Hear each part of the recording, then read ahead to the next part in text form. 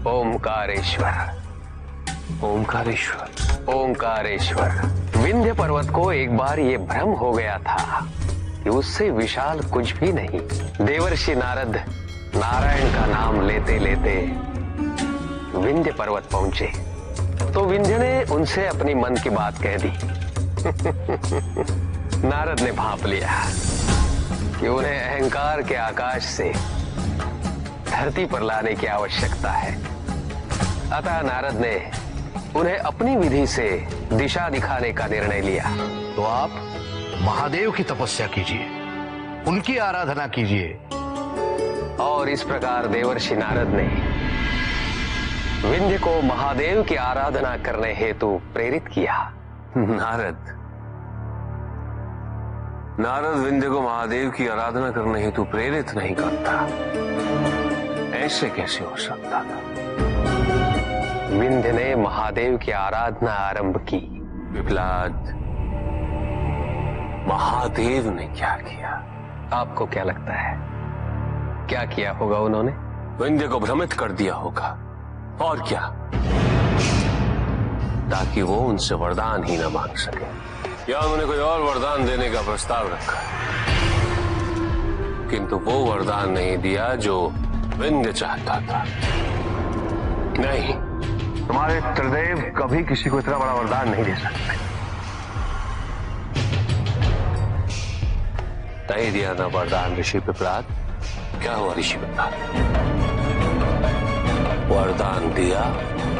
विंध्य ने महादेव की कठोर तपस्या की और महादेव प्रकट हो गए। ओम नमः शिवाय। उठो विंध्य।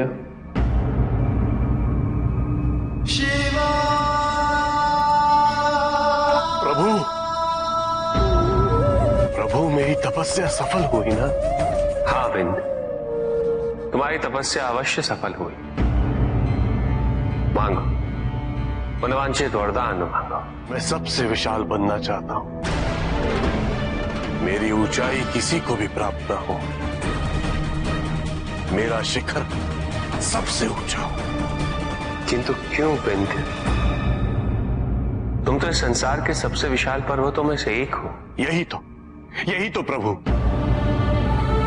मैं विशाल पर्वतों में से एक नहीं, सबसे विशाल बनना चाहता हूं। यदि आप मुझे ये वरदान नहीं देंगे तो कोई बात नहीं प्रभु। मैं वर्षों वर्षों तक ये तपस्या करता रहूंगा और एक न एक दिन आपको पुनः यहां आना ही होगा। उत्तम, अति उत्तम। ये हुई ना बात विंध्य। उसके बाद क्या हुआ ऋषि पिपलाद? प्रभु, आप मुझे ये वरदान दीजिए कि मैं अपनी इच्छा अनुसार अपनी विशालता बढ़ा सकूं, उसकी कोई सीमा ना हो। उचित है विंध्य, मैं तुम्हें तुम्हारा मनोवांछित वरदान अवश्य दूंगा,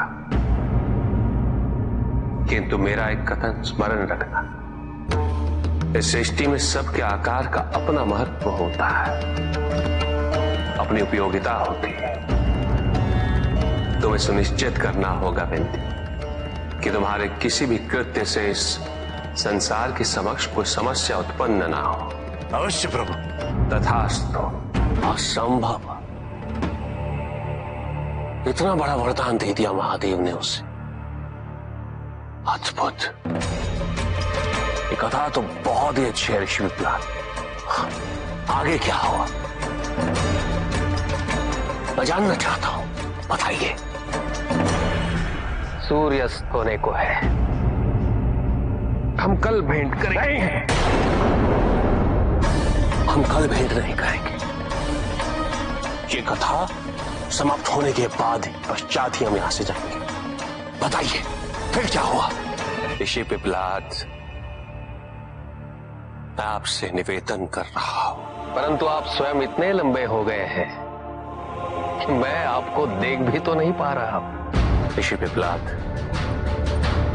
कृपया कथा को आगे बढ़ाएं। हमें लगता है कि आक्रामक होने से हम जो चाहते हैं वो हमें मिलेगा। परंतु ऐसा होता नहीं है। अहंकारी को केवल उसका अहंकार दिखता है, सत्य नहीं। चाहे वो कीटक हो या पर्वत, मनुष्य हो या महादानव, उसकी चेतना की विशालता का उसकी शरीर की विशालता से कोई संबंध नहीं होता। विंध्य पर्वत ये समझ नहीं पाया, वो विशाल होता गया और शीघ्र ही पृथ्वी पर सबसे विशाल हो गया। किंतु उसके मन में आया कि कहीं दूसरी ओर मेरु पर्वत भी वरदान पाकर बड़ा हो गया तो फिर वो और विशाल होता चला गया और अंत में इतना विशाल हुआ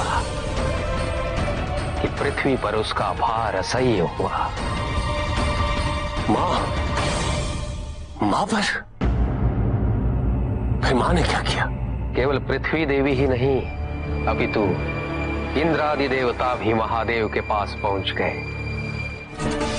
ये आपने कैसा वरदान, कैसा अद्भुत वरदान दिया है आपने प्रभु। यदि वरदान इतना अद्भुत है तो निहित उद्देश्य भी अवश्य ही होगा। किंतु प्रभु, अब बाण तो निकल चुका है, अब क्या होगा? आज्ञा दीजिए प्रभु, क्या करना होगा? विंध्य को और विशाल बनना होगा। अद्भुत, बन गया ना सबसे विशाल। हाँ हाँ, विशाल तो अवश्य, किंतु सबसे विशाल कहना उचित होगा या नहीं, ये तो क्यों? मुझसे अधिक विशाल कौन है इस पृथ्वी पर? विंध्य, अब तुम केवल पृथ्वी पर नहीं रहे, तुम्हारी विशालता आकाश तक पहुंच गई है। इसलिए तुलना के मापदंड परिवर्तित हो गए हैं। अब केवल पृथ्वी को मत देखो, देखो तो इन ग्रह नक्षत्रों को देखो, वो तो तुमसे विशाल हैं। और फिर त्रिदेव, त्रिदेव तो, और त्रिदेवों में महादेव। सब कहते हैं कि महादेव से विशाल कुछ भी नहीं है। उचित कहते हैं आप देवर्षि, मैंने तो इस पर विचार ही नहीं किया था। मुझे सबसे बड़ा होना है, महादेव से भी विशाल। नारायण नारायण। और इस प्रकार विंध्य का आकार सबसे विशाल हो गया। फिर विंध्य ने ऊपर देखा। मुझसे भी ऊपर ये क्या दिख रहा है?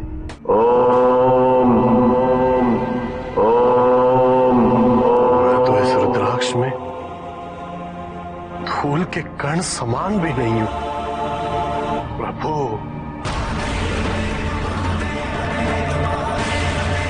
किंतु ये संभव कैसे है ऋषि पिपलाद? तुम ये कहना चाह रहे हो कि समस्त सृष्टि महादेव के रुद्राक्ष के अंदर है? ये तो मैं नहीं जानता, मैं वहां कभी गया ही नहीं। प्रभु, मुझे क्षमा कर दीजिए प्रभु, मुझे अपनी मूर्खता का बोध हो गया। मुझे ज्ञात हो गया प्रभु, मैं अहंकार में अंधा हो गया था। मुझसे ये वरदान वापस ले लीजिए प्रभु, वापस ले लीजिए प्रभु। मैं धन्य हुआ प्रभु, आपने मुझ जैसे भ्रमित को दिशा प्रदान की। मैं धन्य हूं। विंध्य, सुख आंतरिक होता है, संतोष आंतरिक होता है। उन्हें बाहरी तत्वों से रेखांकित और परिभाषित नहीं किया जा सकता, आकार से नहीं पाया जा सकता। आकार के आधार पर केवल अहंकार ही उत्पन्न होता है, क्योंकि आकार से तुलना करने का संदर्भ प्राप्त हो जाता है। यदि तुम्हारा आकार छोटा है तो तुमसे भी छोटा कोई ना कोई अवश्य होगा, और यदि उसी प्रकार तुम विशाल हो तो तुमसे भी विशाल इस संसार में कोई ना कोई अवश्य होगा। इसीलिए शरीर या आकार की तुलना करना कभी भी शाश्वत सुख का आधार नहीं बन सकता, संतोष का आधार नहीं बन सकता। मैं पथभ्रष्ट हो गया था प्रभु, केवल अब सत्य जान रहा हूं। प्रभु ऐसी दिशा दिखाइए कि पुनः कभी मैं भ्रमित ना हूं। क्या यह संभव है प्रभु? तुम्हारे प्रश्न का उत्तर है ओम। ओम ओम।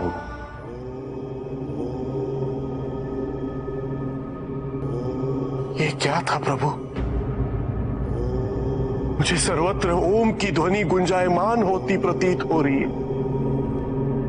मुझे ओम के अर्थ से अवगत कीजिए प्रभु। हम सब कहते हैं ओम नमः शिवाय, ओम ब्रह्मणे नमः, ओम विष्णवे नमः। इनमें ओम क्या है प्रभु? मुझे इसका अर्थ समझाइए। ओम का शब्दार्थ नहीं, क्योंकि वस्तुतः ओम शब्द ही नहीं। शब्द सृष्टि में और सृष्टि से बने, और ये वही बता सकते हैं जो सृष्टि में है, किंतु समस्त सृष्टि ओम में है। इसलिए ओम शब्द अतीत है, इसका अर्थ जाना नहीं जा सकता, केवल अनुभव किया जा सकता है।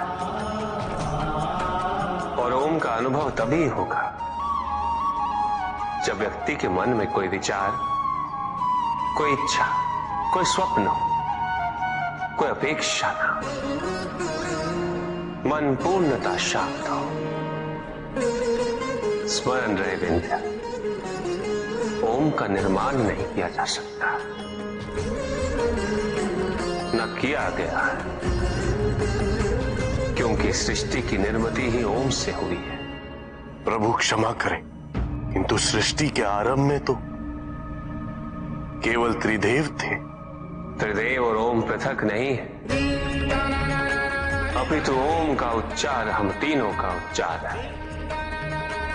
ओम के उच्चार से सभी त्रुटियां, मानसिक विकृतियां, हर बंधन का अंत हो सकता है। इसलिए हम तीनों से पूर्व ओम का उच्चार किया जाता है। सच्चे मन और एकाग्रता से यदि ओम का उच्चार किया जाए तो हम तीनों की अनुभूति एक साथ एक स्थान पर हो सकती है।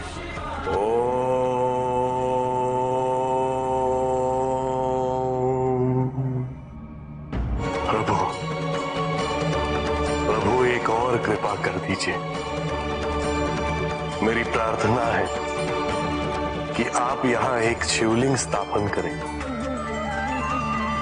और सदैव यहां उपस्थित रहें और मुझ जैसे भ्रमितों का मार्गदर्शन करें।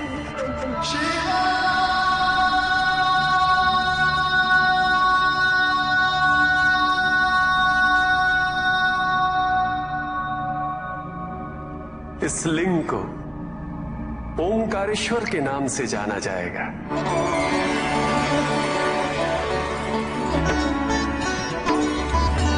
किंतु प्रभु, ओंकार की प्रबलता गृहस्थ के लिए अत्यंत तीव्र है। पार्थिव लिंग से प्रकट हुए इस लिंग को अमलेश्वर के नाम से जाना जाएगा, और ये दोनों एक दूसरे को संतुलित रखेंगे। और जो भी यहां आएंगे उनकी ऊर्जाएं भी इन दोनों लिंगों के दर्शन से संतुलित होंगी। इसलिए वहां महादेव की ऊर्जा है।